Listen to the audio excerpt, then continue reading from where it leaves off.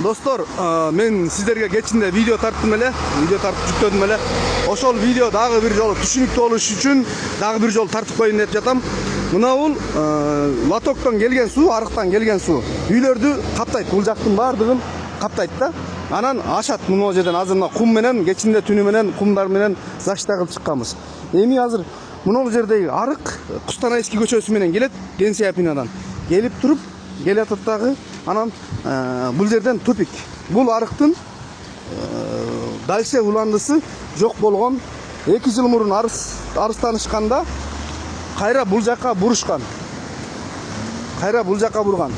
Арык келип туруп жогору кайрылган.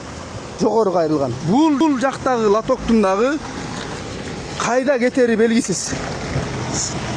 Мына бул жер дагы бүтүн болгон. Эми бул жерден кичинекей турба коюшкан. Өйдө көздөй агызып, мына бул жерге временный бассейн кылышкан.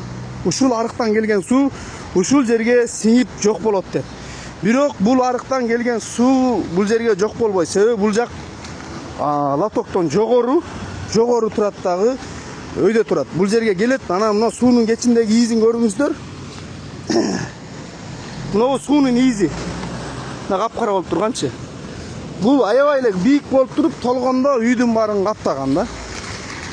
Анан могу дүкөндү, тетиги столовойдун ар жагындагы үйлөрдү, тети жашыл крыша үй, мына бул серый крыша үйдүн баардыгын каптай берген суу. Бул деген бир жолку эмес, бир нече жылдан берки көйгөй да.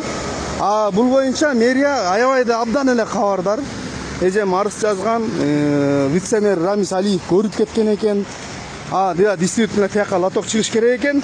Пока временный бул жерге каза койгула деп казып койгон. Бирок мунусу иштебейт. Кайда сиңет? Бул жогору жакта турат.